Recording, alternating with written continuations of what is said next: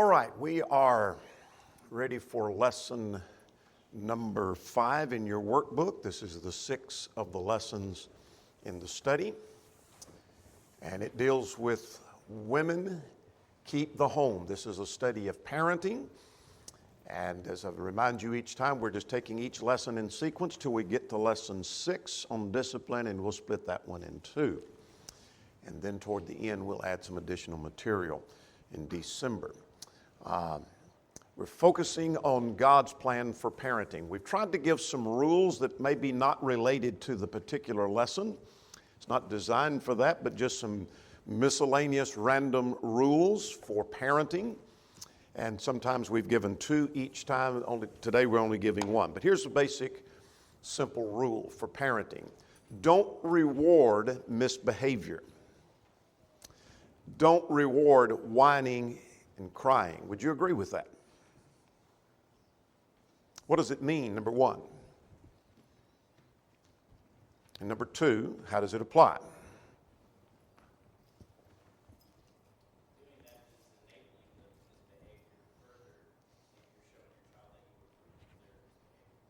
All right. Yeah, you're showing some approval. Though you may not approve of it, you're caving and catering to the misbehavior. What else would you say? Don't you once read a behavior book, and they had an analogy about gambling addicts. And they said, what's the difference between like a gambling addict putting money in a slot machine and you putting money in a Coke machine that's broken?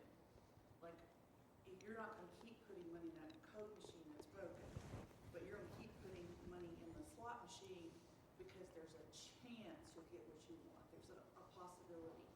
And every time they whine and cry and you give in, you're reinforcing that, and then they're going to want to do that more and more. All right. All right. What else? It's possible that even in steps to discipline, because of misbehavior, we can actually be catering to their misbehavior by disciplining in a way that maybe removes them from the situation they didn't want to be in, or the punishment might not fit the crime, in which case we are rewarding the misbehavior. Okay. All right. These are some good points.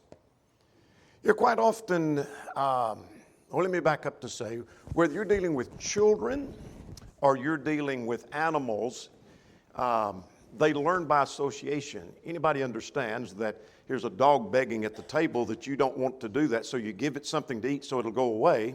It just learned, I come back and beg, I'm going to get more food. They learn by association. In training horses, the same principle. They learn by association. Children learn by association. I did this and I got this as a consequence, or I got this as a reward. I threw a fit and I got what I wanted. I threw a fit at the store and I got the toy I was begging for. So don't reward misbehavior. Don't ever do that, and don't reward whining and crying. There needs to be consequence for that. Again, would you agree with that? Good rule? All right, let's move on. We're on page 28 of the workbook, and this lesson deals with women keep the home. We'll look at some introductory things, and I'm going to add some information to the lesson that's not there, and then we'll come back to some things that are found in the workbook. But on page 28, if you're following in the workbook in care to, here's some introductory thoughts. That there is a trend developing among women in the workplace who are leaving the workplace and going back to the home to be with their children and to be homemakers. And our author makes the point, if women of the world can see value in that, then Christians ought to be able to see value in that too. And I say amen to that. So when someone talks about the woman needing to be a keeper at home, what image comes to your mind? If someone got up, a preacher got up and announced, we're going to talk about the woman being a keeper at home and her need for that, what image would that put in your mind? Well, for some, that would mean, okay, he's talking about cleaning and cooking and washing and taking care of household affairs. Is that included? And the answer is yes. But it involves more than that, and that's part of what the author is driving at in the workbook. The woman is said to be a helpmeet. Where is that found? Genesis 2 and 18, found here in your workbook as well as in your text. That simply means she is a helper that is meet or suited for his needs, whatever those needs may be. That includes social needs, physical needs, spiritual needs, emotional needs.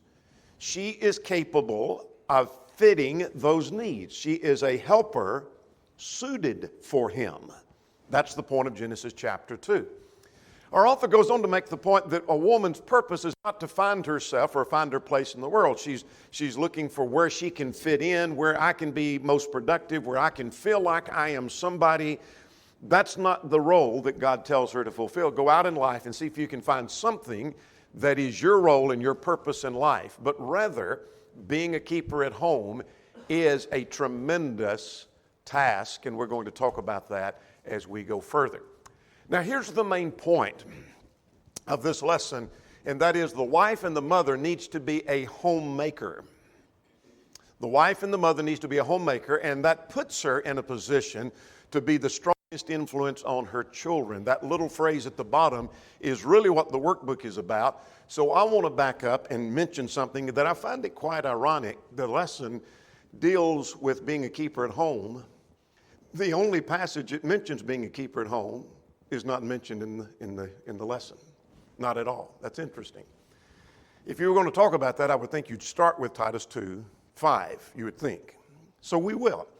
So let's open our Bibles to Titus chapter 2 and talk about being a keeper at home. By the way, when you get turned to Titus 2, go back to your workbook for a future study and make a marginal note, because many of you will have this little workbook called Women Professing Godliness. We studied it in several classes. It's a little workbook that I put together. And see Women Professing Godliness, pages 74 to 79. It's a lesson that deals specifically with this phrase. The whole lesson deals with that, more in detail than does this lesson. But anyway, let's talk about this phrase and put it in context, and we'll come to the things that are on the text. The book of Titus is about being sound in the faith. What does the word sound mean? Healthy. It's a medical term having to do with being healthy or wholesome. A sound body is a healthy body. So your faith needs to be sound or wholesome. He mentions sound several times in the text. In Titus 1:13, Titus 2:1, Titus 2:2, Titus 2:8 is just a sampling of that. But it talks about being sound in the faith. That's what the book is about. Now, in chapter 2, he makes application of sound faith to various classes of people: old men, older women, younger men, younger women. And one of the things older women are to teach the younger women is that she is to be discreet, verse 5, chaste homemakers, King James says keepers at home, and good and obedient to their own husbands, that the word of God may not be blasphemed. So her being a keeper at home has, in its context, has everything to do with her being sound in the faith, healthy, that her faith is healthy and wholesome. That's the context of the book. It also has something to do with the word of God not being blasphemed, according to verse 5. So it is an important role. This is not a mere suggestion of, oh, by the way, she might want to be. But older women are to teach the younger women to be keepers at home.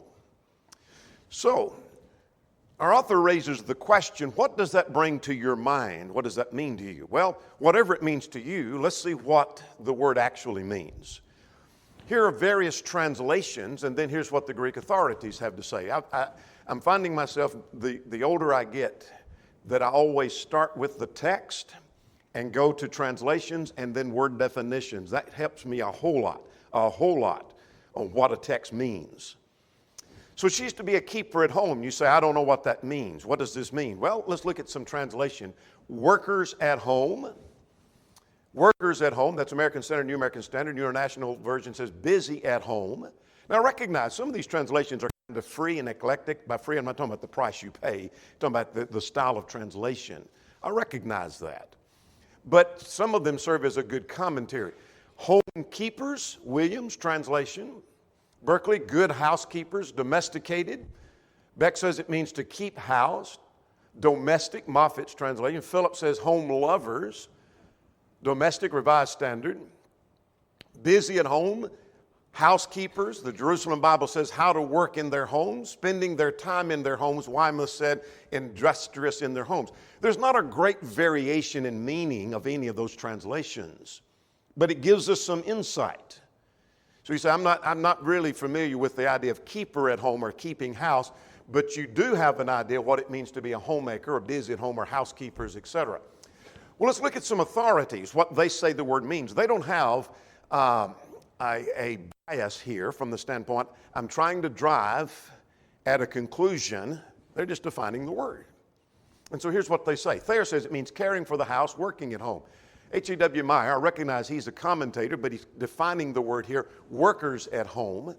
Kenneth Wuest says it means caring for the house, working at home. BDAG says it means busy at home, carrying out household duties. And Muntz says it means one who is occupied with domestic affairs.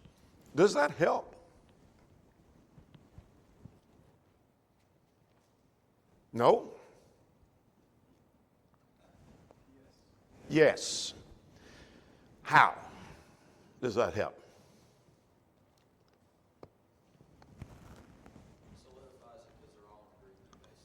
All right. So they're basically saying, whether you're looking at a translation or you're looking at a lexical definition, that a keeper at home means one who works in the household and carrying out household affairs. Would you agree with that? That's basically the meaning of that. Well, let's go further. If we don't get to our workbook, let's talk about some things of what might be involved in this.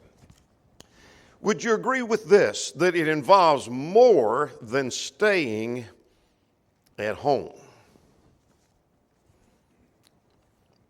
In other words, the text says being a keeper at home. Some may conclude she needs to be at home versus somewhere else on a regular basis, so she doesn't go out in the workforce, but she stays at home. Does that mean she's a keeper at home? And the answer is, it only has two letters in this answer. The answer is no. Yeah, that doesn't mean she's a keeper at home. So it means more than staying at home. It involves housework. Would you agree with that? Why would you agree with that?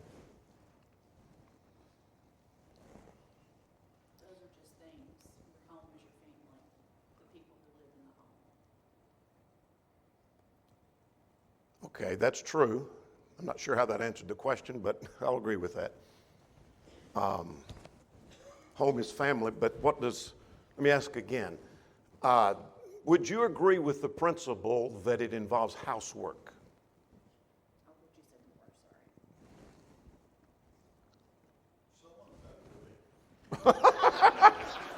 Sorry. Don't go there, Tim. You're gonna get me and you both in trouble. Might as well be her, I guess.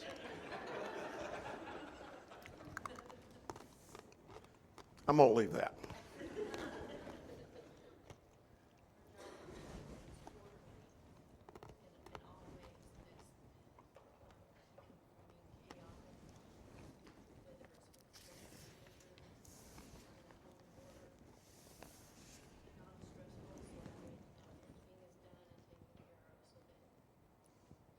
Okay. All right. Yeah, it's keeping the house orderly, keeping so that it's not chaotic. I want to come back to that principle here in just a moment. Yeah, I want to come back to that. Save that for a moment. Let's come back to that. Yes, ma'am. Somebody.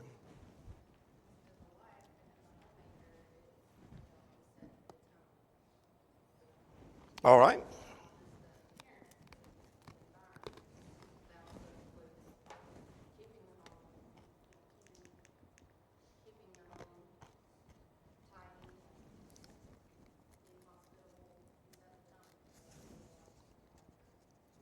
All right, she does set the tone.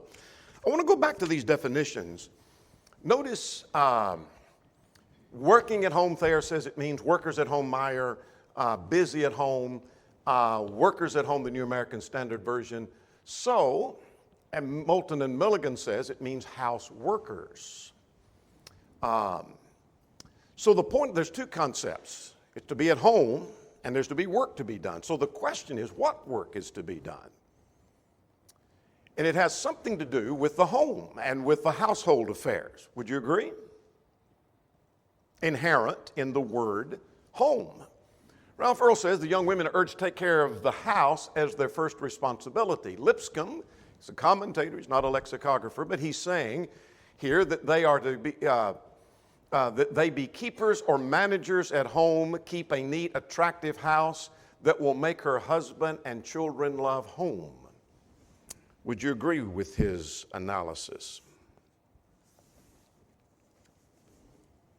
No? Yes. All right. It involves caring for the family. How so?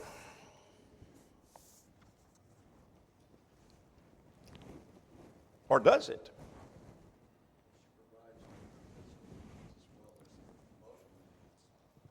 All right. Yeah, taking care of their emotional, their physical needs. Say again? Spiritual as well. All right, and they're spiritual as well. I'm not going to take the time to turn there at this juncture. We may come back to it later if time permits. But Proverbs 31 is alluded to in our lesson, in our workbook. Would you agree that the woman of Proverbs 31 took care of her family? She was a virtuous woman. She's praised by her husband and her children, and by being in the text, she's being praised by God. So what do you see in Proverbs 31? Just the general concept. I'm not looking for the exact phrases. That she took care of her family. She made sure they had clothes. Remember that? She doesn't worry about the winter because they're clothed in the winter. She was never idle. So she's taking care of her family needs, making sure every need is taken care of. So her being a worker at home, it involves housework, but it involves taking care of the family as Proverbs, and it involves indeed a lot of work.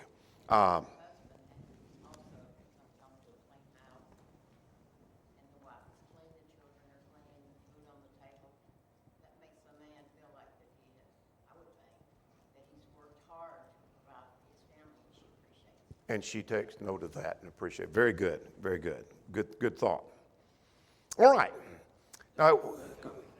Yes, sir. You could kind of look at it, or at least I've been, it's like the supply chain to a military.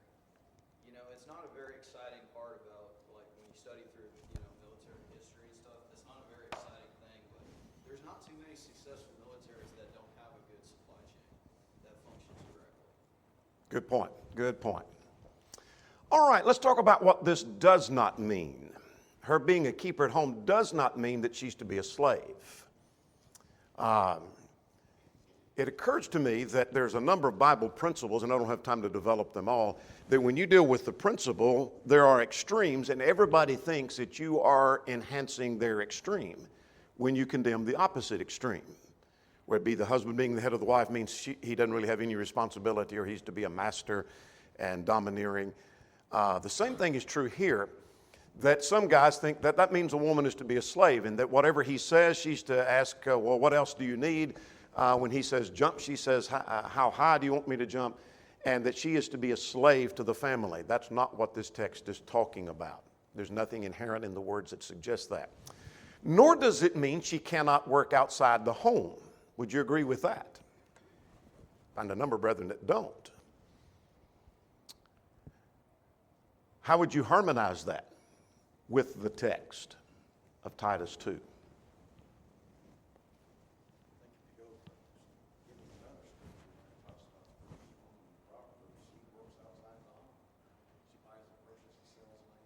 Yeah.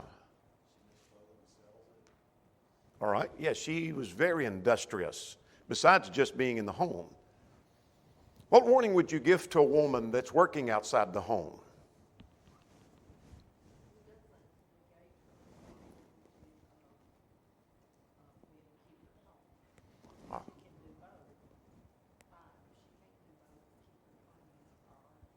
All right, yeah, this is the priority, being a keeper at home. If she can't do both, something has to give, and it need not be the job, need not be the home that gives, it needs to be the job that gives. Would you agree with that? We need to have more caffeine before we come to class, I think. Yes, ma'am.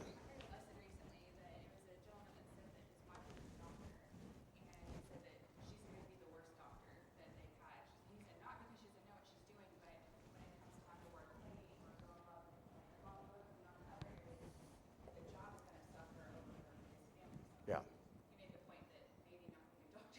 Yeah. Yeah. And that's the way it should be. Family and home and responsibility of God should come first. And then this is the point Dennis was starting on a moment ago, and that is, this doesn't mean that the husband and children can't help her any more than she can help with the income. This doesn't mean that the husband can't help with household affairs and the children can't help with household affairs. It just simply means God, I didn't put it on her, the elders didn't put it on her, God placed upon her the responsibility of being a keeper at home. Make sense? All right, good. Thank you. Thank you. I like people paying attention. All right. Now the rest of, and we won't get to everything in the workbook, nor did I intend to necessarily. But I want you to see that there are 4 sections in the workbook here, and this is more application. The lesson is more application than the principle.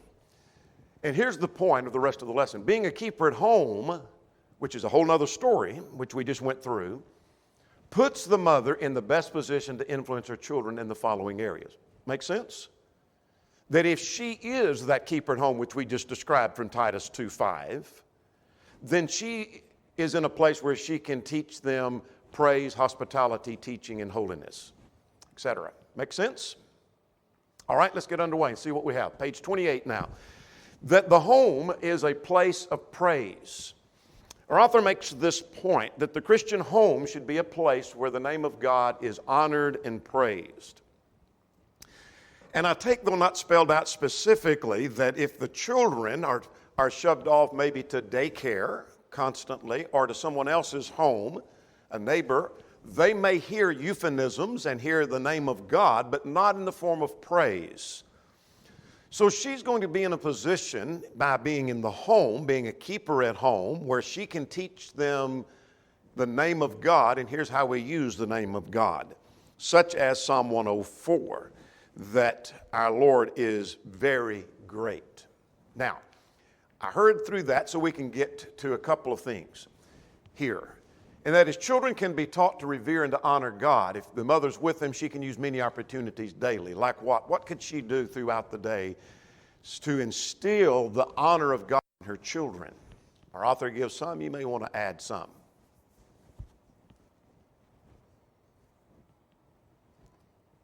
Simple things. There are many occasions where we can turn the direction or the subject matter to praising and honoring God. You hear the birds singing, or you see animals, or you see new life growing in the spring, that we attribute all of that to God. We have food in the refrigerator. We have food on the table. Thank God for that. We need to thank God. Because of God, we have these. God has blessed us. When friends come over, and maybe the kids are a little disturbed that their toys got in a mess, well, let's be thankful to God we have friends. Maybe it's a good occasion to make that point. Maybe stop and read some of the Psalms, or maybe teach your kid to pray and be thankful for various things that they may not be thinking of in their prayers. Make sense? Anything you want to add? I think also, the dirty dishes represent food. In the chore, the responsibility of what you're doing. Those dirty dishes, though they are a burden, they are a blessing because they're food. Those dirty clothes in the hamper are a blessing because you either have kids or you have work. So even in the work in which you're doing, that is a blessing because you've got the opportunity. Good point. Good point. All right. Along this line of praise, to teach children the praise of God, we need to heed James 3. And James 3 gives a warning that you don't praise God and at the same time curse men. You can't do both. And James adds the point, my brethren, these things ought not so to be. So this would be a good occasion because mother spends time with them to teach them we don't praise God and at the same time curse men. We can't gossip and slander and at the same time still honor God. Would you agree with that? So she might spend her time, rather than condemning everybody she knows or running people down or gossiping in front of them, she might extol some brethren for their good qualities that will help. All right? The home will be a place of hospitality if the mother is a keeper at home. All right, we're on page 29 now, toward the bottom of the first column. If you care to follow there, children learn from the hospitality of the mother. Would you agree with that? What does 1 Peter 4:9 say?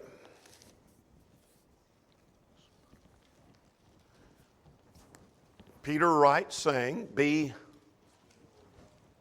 hospitable without grumbling. Hebrews 13:2 mentions a case in point, referring to entertaining strangers, and referring to the case of Abraham and Sarah. We'll come to that in a moment if time permits. Now, I'll suggest here children are going to have memories of what mom did. What do we mean by that in this context?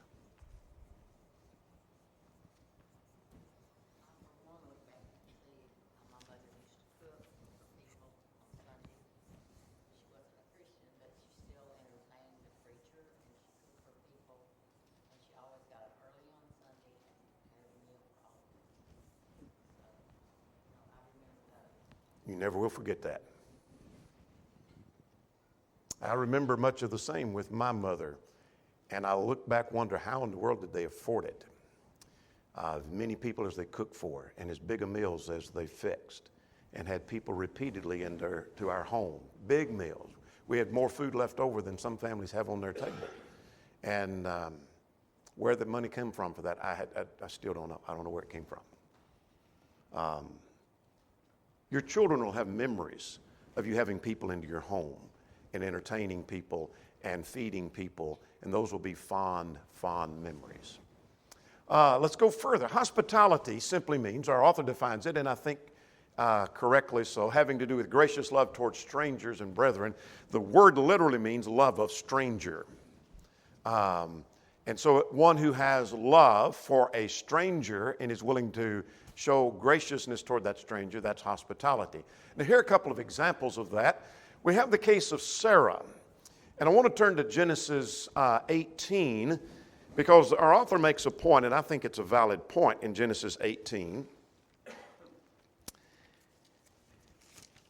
And it has to do with Abraham and Sarah and his direction and her following. What's the point to be made?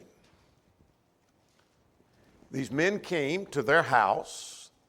At first, they don't know they're angels. Later identified as angels.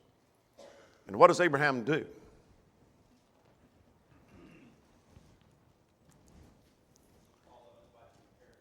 Yeah, verse 6. Go and quickly prepare a meal, and we're going to entertain them.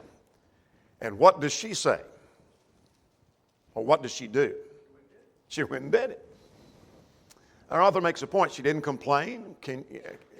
That's not my job. You do something else. I didn't ask for this. But she quickly runs without resentment, without rebelling, without pushing back. She goes and prepares the meal and entertains the guests. So here's an example of hospitality. What's the point with Lydia?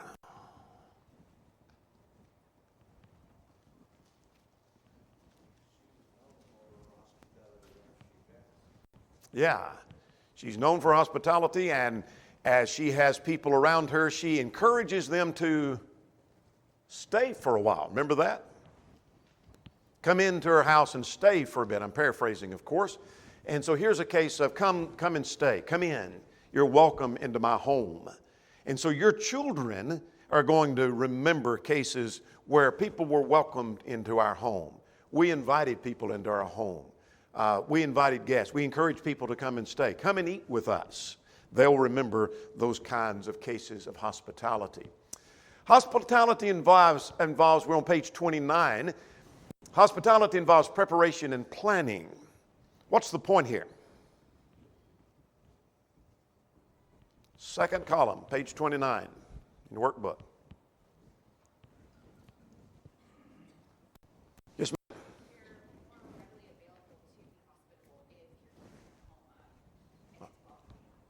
Absolutely. See, if the home's neglected, our author makes this point, and correctly so, if the home's neglected week after week, it's hard or maybe impossible to open the doors. Can't have someone in because everything's a wreck. Can't have anybody in next week because it's still a wreck. And the next week, well, it's still a wreck. And so that's her not being the keeper at home can be a barrier. Neglect becomes a barrier. Let's look at the flip side of that. And our author makes this point. Thinking the home has to be spotless is also a barrier. How so?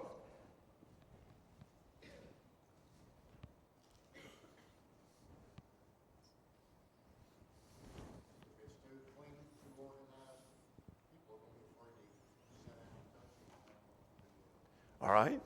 Can make them uncomfortable. Our author makes a point, don't be a Martha. What was the problem with Martha? She was... Yeah. Here was something just sitting at the feet of Jesus, whether the household affairs were taken care of or not. Mary was there, but Martha was worried about many things. She was troubled, fretting over things she didn't need to be fretting about. A mother can teach her children, our author makes this point, this is not a direct quote from the workbook, she can teach her children that relationships are more important than a spotless floor. That yes, things are not 100%, everything's not like we always like it, but it's good enough for us to have people into our home. And the relationship we have and the friendship we have and our relationship with brethren is far more important than everything being just spotless. So watch for those extremes. Agree with that? Yes, sir.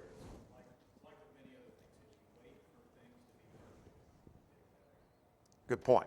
It will never happen. When everything's perfect, we're going to get that, and it's never going to happen. All right, let's see if we can work through a little more of this. When she's the keeper at home, this is a place for teaching. But I thought the father has that responsibility.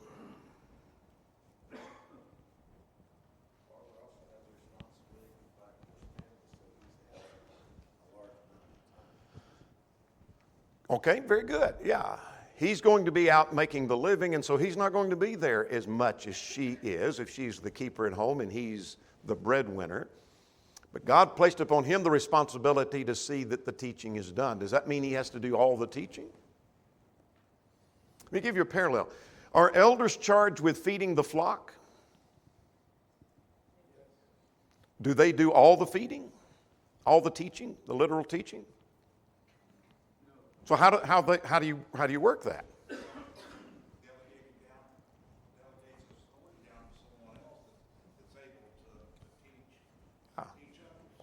Yeah, you bear the responsibility. Teaching going on in every classroom this morning is the responsibility of the elders. Would you agree with that? But we're not in there teaching. In fact, all the elders are in here this morning. Yeah, you see that it gets done. And make changes as changes need to be done. And if something goes wrong, who bears the responsibility? It's the elders. Well, the same thing is true with the father. He bears responsibility, but the mother may do a great deal of that teaching.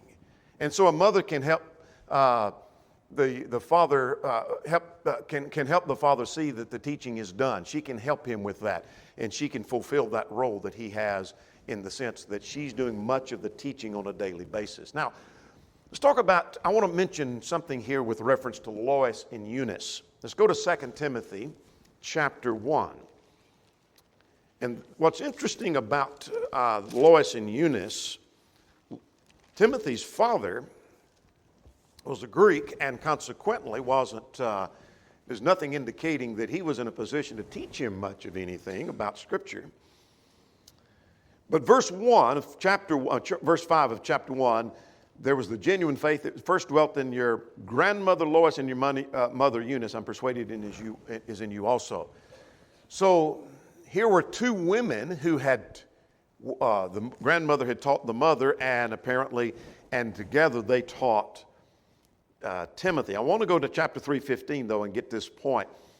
That from childhood you have known the Holy Scriptures. Let's look at that word childhood. That word childhood comes from a word that means babe, in or out of the womb. That doesn't mean that they started teaching him before he was born. That doesn't mean that. I'm just saying that's what the word can mean. But it is never used over the age of a toddler. That doesn't mean you don't do teaching later than a toddler. But from childhood, he had learned the Holy Scriptures. That is, they were teaching him early before he was even out of toddler age. Does that make sense? That's the point I'm driving at. And so the mother, as she deals with these children in that age, she's going to do some from childhood. Since you were a toddler, you've learned the Holy Scriptures. And so the mother could be greatly involved in that principle. Now, the father's charged with that, but this is not in the workbook. Why would the mother perhaps be more skilled at that, as many mothers are?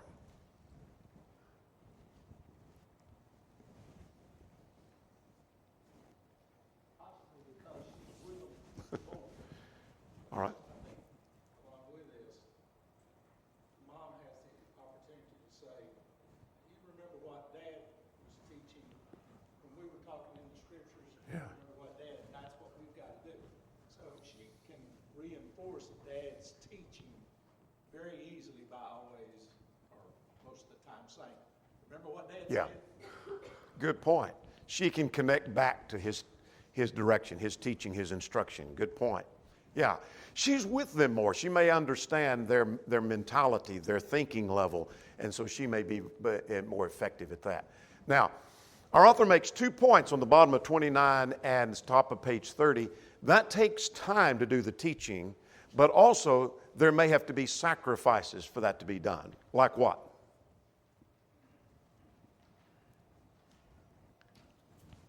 Top of page 30. There may have to be sacrifices. Our author mentions a couple of things. It may mean in order for her to be there so she can teach, they may not have the nice a car as they really want. They may not have as big a house as they want. They may not have as much income as they want. But the soul of the child is going to be worth the sacrifice you make. You say, well, I gave up a good paying job and we don't have the house that we really wanted. But it'd be better than having the nice house and the fine car and the good bank account, and then you watch your children go to hell.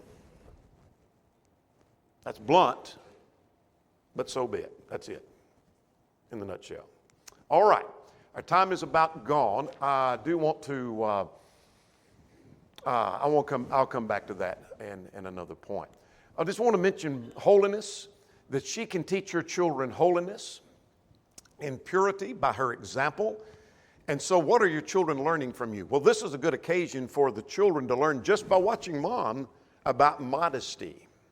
Modesty in her way of life, her living, as well as her dress, her demeanor, her conversation. They're going to learn the principle of modesty from watching mom. They may learn about how to spend your time wisely. Is mom spending her time wisely? They're going to see that and learn from that. They're going to learn about gossip and commenting on the shortcomings of others from their mom. And so the question is, daughters, mothers, what are your daughters learning from you about loving your husband, loving your children, being obedient to your husband, reverencing and respecting your husband? Agreed? All right, time is gone. We'll stop right there.